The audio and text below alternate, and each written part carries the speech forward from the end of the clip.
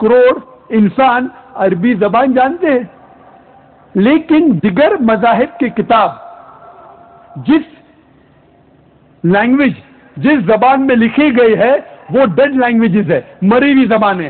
Hardly handful of them no, چند لوگ صرف جانتے ہیں. تو ملاوٹ کرنا بہت آسان ہے. اسی لیے میری درخواست ہے ہندوستان کے گورنمنٹ سے، اس دیش بھارت کے گورنمنٹ سے، ہندو بھائیوں سے، کہ آپ سنسکرت پڑھو، اپنی کتابوں کا مطالعہ کرو، اپنی ہندو دھرم کی کتابوں کا مطالعہ کرو، وید پڑھو جو سب سے اہم کتاب ہے، اور پھر جانو اس میں کیا لکھا ہے. اور آج ہم یہ وعدہ کریں ہندو بھائیوں، مسلمان بھائیوں، کہ ہم کم از کم، اختلاف تو ہے ہمارے مذہب میں یہ نہیں کہہ رہا ہوں کہ اختلاف نہیں ہے، اختلاف تو ہے، ہندو دھرم اور مذہب اسلام میں ہے، اس کو چھوڑ دے. کم از کم جو چیز یکساں ہے ہندو دھرم اور مذہب اسلام میں، کم از کم اس کے اوپر عمل کرے، کم از کم وہ چیز عمل کرے جو یکسانیت ہندو دھرم اور مذہب اسلام میں ہے.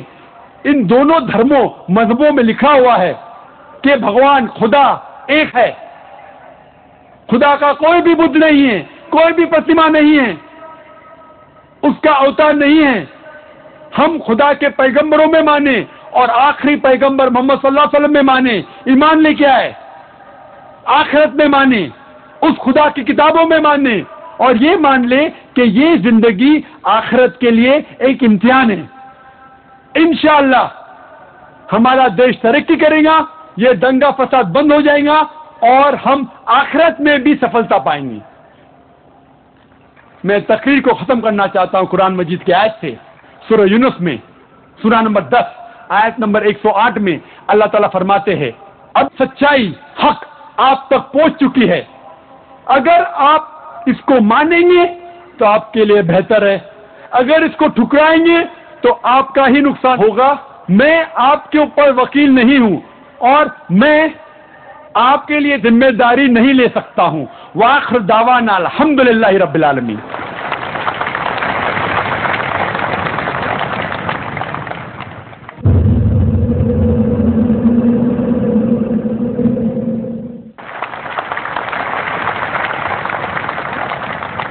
خواتین و حضرات، اب اس جلسے کا دوسرا دلچسپ پہلو جو ہے اور دوسرا جو سیشن ہے وہ سوالات و جوابات کا سیشن ہے.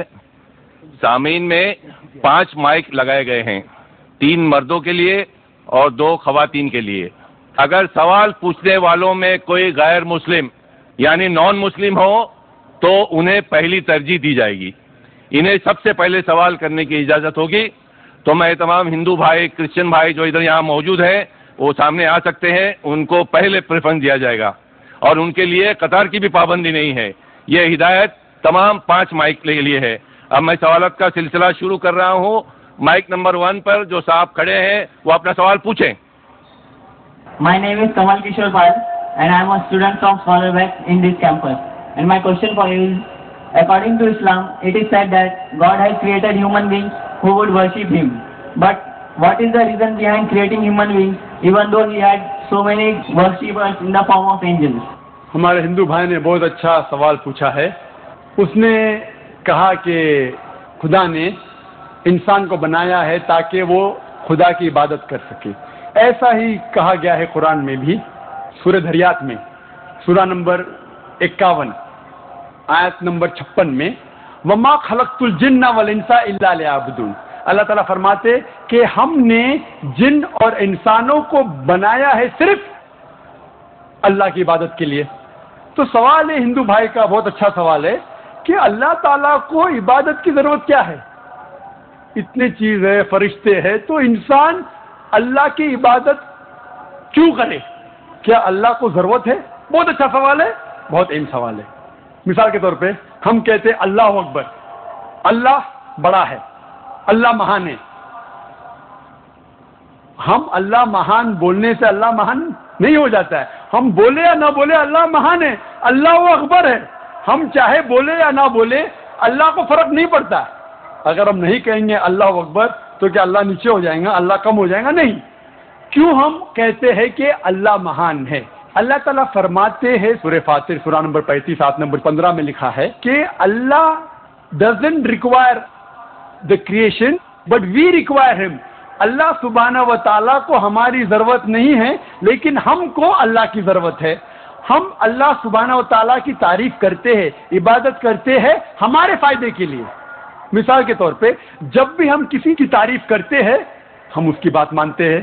مثال کے طور پہ اگر آپ کی والدہ کو ہارٹ اٹیک ہوتا ہے اور آپ جانتے ہیں کہ ایک ہارٹ اسپیشلسٹ جو دنیا میں سب سے بہتر ہے وہ آپ کے پاس آتا ہے یا موجود ہے, اور ایک کویک ہے, ایک اجنبی انسان, اگر وہ اجنبی انسان آپ سے کچھ کہیں گا کہ آپ کے والدہ کو بچانے کے لیے یہ چیز کرو, اور ایک مشہور ہارٹ اسپیشلسٹ جو آپ بھی جانتے ہیں اگر وہ کہیں گا کہ آپ کے والدہ کو بچانے کے لیے یہ کرو, آپ کس کی بات مانیں گے؟ آپ مانیں گے ہارٹ اسپیشلسٹ کی بات. کس کی بات؟ Heart specialist. کیوں؟ وہ ہارٹ اسپیشلسٹ مشہور ہارٹ اسپیشلسٹ ہے.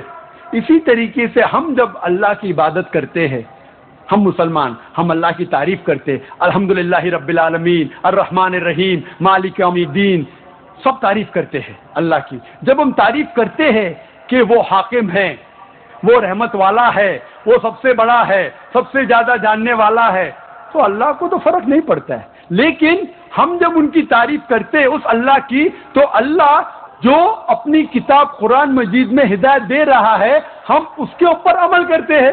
ہم جب اس کی تعریف کرتے ہیں تو ظاہر ہے کہ اس کی ہدایت کے اوپر بھی عمل کریں گے. تو ہم تعریف کر رہے ہیں ہماری بھلائی کے لیے, ہم اس کی عبادت کر رہے ہیں ہماری بھلائی کے لیے. اللہ کو فرق نہیں پڑتا, اللہ کو ہماری ضرورت نہیں ہے, ہمیں اللہ کی ضرورت ہے. تو ہم جب تعریف کرتے ہیں ہمیں پتا چلتا ہے قرآن میں اللہ کہتے ہیں شراب مت پیو, تو ہم شراب پینا چھوڑ دیتے. فائدہ کس کا ہوتا؟ اللہ کا فائدہ ہوتا ہے ہمارا.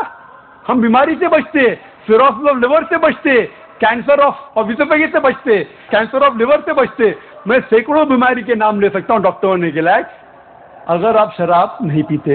اللہ تعالیٰ کہتا ہے کہ جوا مت کھیلو, فائدہ کس کا ہے؟ ہمارا, اللہ کا تھوڑی. تو ہم اللہ کی عبادت کرتے ہیں ہمارے فائدے کے لیے تاکہ ہم آخرت میں سفلتا پائے. اللہ تعالیٰ کہتے ہیں سورہ ملک میں سورہ نمبر 67 آیت نمبر 2 میں, الذی خلق الموت والحیات, اللہ نے موت اور زندگی بنائی تاکہ وہ یہ جان لے کہ ہم میں سے کون اچھا ہے اور ہم اس امتحان میں سفلتا پا سکے. تو ہم اللہ کی عبادت کرتے ہمارے فائدے کے لیے, اللہ کو کوئی فرق نہیں ہوتا. Hope that answers the question. Mic number 2 سے ہمارے بھائی سوال کریں. میری گزارش ہے اس طرف اگر کوئی نان مسلم بھائی ہمارے ہیں تو پہلے ان کو سوال کرنے کا موقع دیں. میرا نام ستیش سنگھ ہے.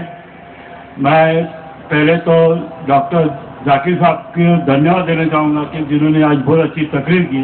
میرا سوال یہ ہے, مانا جاتا ہے کہ وید یہ سب سے پرانے ہیں اور اکثر یہ کہا جاتا ہے قرآن کی جو کتاب ہے یہ پہلی اور آخری کتاب ہے, ان دونوں میں فرق کیا ہے؟ بھائی صاحب نے سوال پوچھا ہے کہ وید بہت پرانی کتاب ہے, وید پہلی آئے, قرآن بعد میں آیا, تو وید اور قرآن میں فرق کیا ہے؟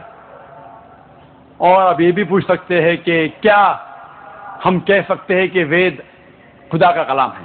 وید جیسے کہ میں نے کہا میرے تقریر میں کہ لوگ کو یہ نہیں پتا کہ وید کب آیا وجود میں, لیکن اکثر ہندو اسکالرس کہتے ہیں کہ یہ تقریباً 4000 سال پرانی کتاب ہے.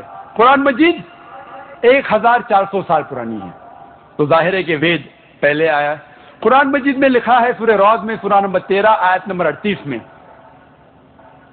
لِكُلِّ اجل کتاب, ہر دور میں اللہ نے ایک کتاب نازل کی. نام سے صرف 4 کتابوں کا ذکر ہے, توراہ, زبور, انجیل اور قرآن. توراہ وہ وحی ہے, وہ کتاب ہے جو اللہ تعالیٰ نے موسیٰ علیہ السلام پہ نازل کی. زبور وہ کتاب ہے, وہ وحی ہے جو داؤد علیہ السلام پہ نازل کی.